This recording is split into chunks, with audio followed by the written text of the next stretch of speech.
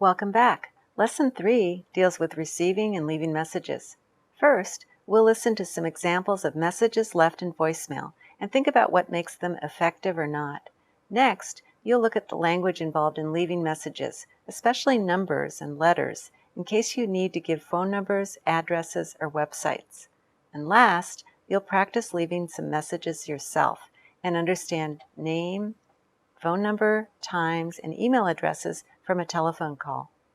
By the end of this lesson, you'll be able to use appropriate language to leave a message or ask someone to return a call, state details such as phone numbers, addresses, and time and date comprehensively, and deduce a name, phone number, times, and email address from a telephone call. So, what makes a good message?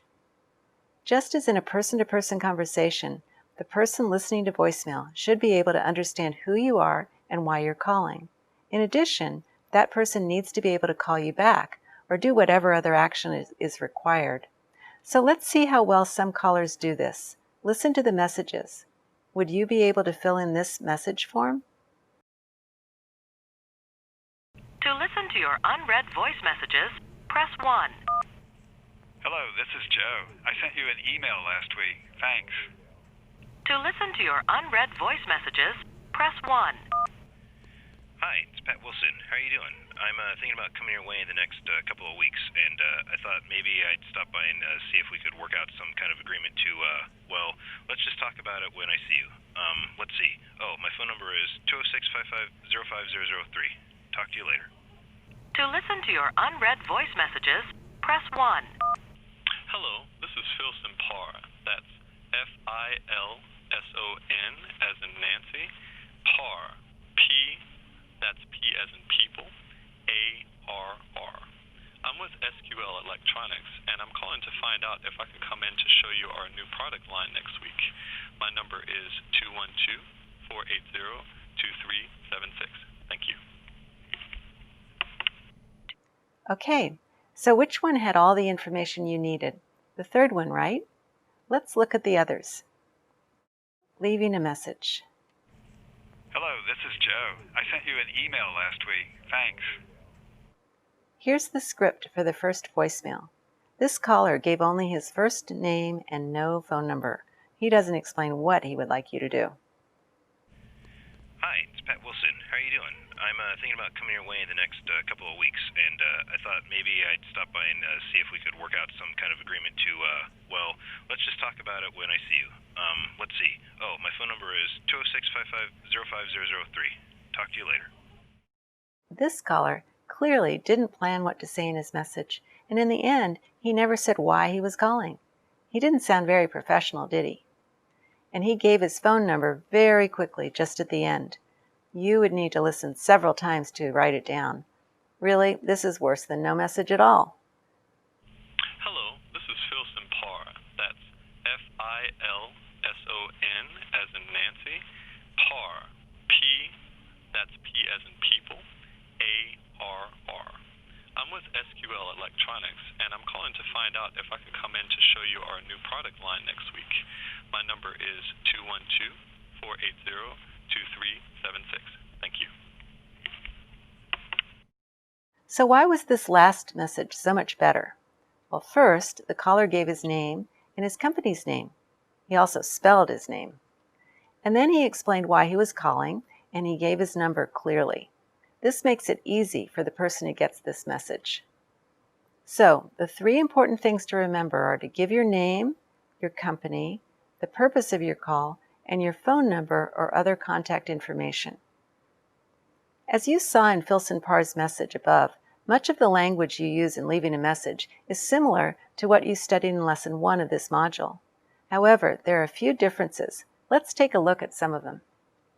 In most messages, you request some action, for example, for the person to call you. How formal you are depends on your relationship with the person you're asking and on what you're asking.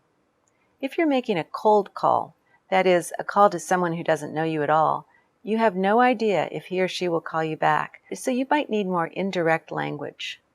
If you know the person, or if it's a routine call and you expect that they'll call you back, you can be more direct. Here is some language that you might also need. I'm returning your call. Sorry I missed your call earlier. Sometimes you have to leave the message with another person, for example, an assistant or a receptionist.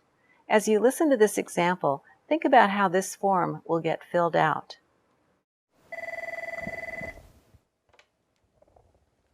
Hello? Hi, is Miss Peterson in? Oh, Miss Peterson isn't in right now. Could I take a message? Yes, this is Nancy Friesen. Could you ask her to give me a call? It's about our meeting tomorrow. Of course. It's Nancy F-R-E-E? No, Friesen. Oh, yes, thank you. And your number? 429-602-9438. Okay, I'll give her the message. Thanks. Thank you. So let's take a look at ways to leave a message with a receptionist or assistant. Here are some examples. I'm returning her call. Would you give her a message? Could you ask him to call me? Please ask him to call me. Please tell her I'm going to be late. Before we go on, let's take a short quiz. What's the best way to complete these sentences? When you leave a message, you often need to give numbers, and you may need to spell something. Let's look first at numbers. Listen to how the speaker says these phone numbers. 602-369-4281, 730-801-6500. We often say O instead of 0, 602. And then we read the numbers one by one. Instead of saying 369, we say 369. We also take a little break after groups of numbers. In the United States, numbers are broken up like this: 602-369-4281. Your turn. Try saying the next one.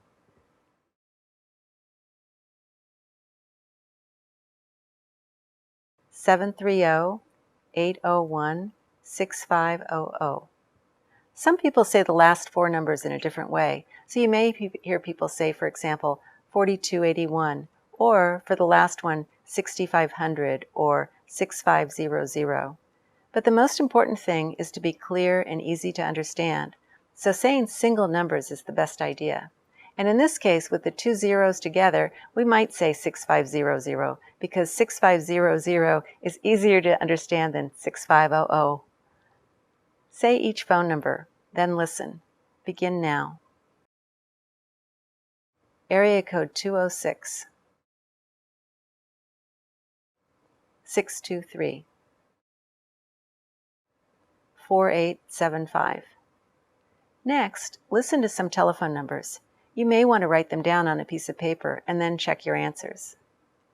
Number 1, 579-204-1068. Number 2, 207-799-1500. That's 207-799-1500. Number 3, my number is 650-818-1492, and I'm in extension 1002. Number 4, so here's my number. It's area code 502-893-2409. Number 5, the country code is 353, and then the area code 051, and then my number is 1-437-0969. So let me give it to you again. 353-051, 1-437-0969.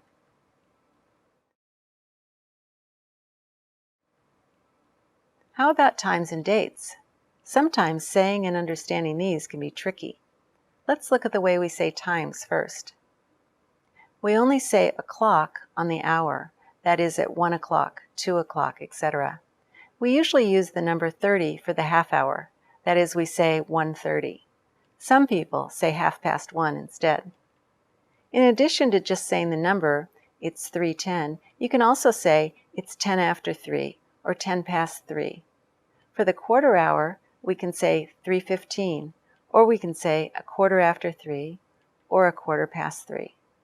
And for times leading up to the hour, you can, of course, say the number time, 3:40, but you can also say 20 to 4, 20 of 4. For 3:45, you can also say 1/4 to 4 or 1/4 of 4. Okay, your turn. Practice saying these times, then listen to the possibilities. 4 o'clock. 4:30, 4:30. 5:15, 5:15, 5:15. 5:40, 20 to 6. 5:45, 1/4 to 6, 1/4 of 6. Now listen. What time do you hear? You may want to write down the times on a piece of paper and then check your answers. Number 1, 9:40. Number 2, our meeting's at 2:30. Number 3, sorry, I'm running a bit late. I probably won't be there until 10 after 3. Number 4, that restaurant gets pretty busy, so let's meet outside at 11:45. Number 5, do you mind if we change our meeting to 1:15?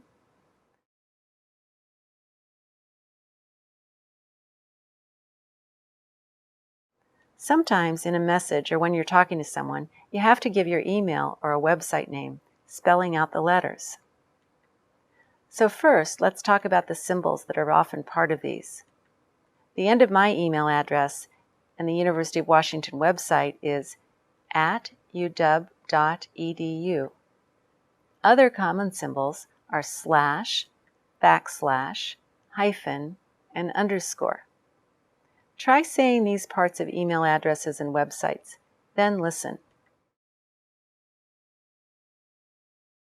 d.mac@uw.edu. Dale_Cox@gmail.com. If an email or a website has a word, we say the word first before we spell it. Let's practice. First, see if you can catch these. You may want to write them down on a piece of paper and then check. Here's my email. It's T_Chen. That's T as in Tom _CHEN as in Nancy @gmail.com. And our website is citydata.com. That's city-data.com. Notice that the speaker said T as in Tom. That's because it's hard to hear the difference between some letters, especially on the phone. Here are the ones that you might need to help people understand. You can use a common name, a common noun, or the name of a city. These are just examples. And it's always a good idea to repeat these. You can say, again, that's _Chen, or let me repeat that for you. Okay, it's your turn now. Practice spelling your name, giving your phone number, saying your email, and giving your company's website address. If you don't have a website, use one of the examples here.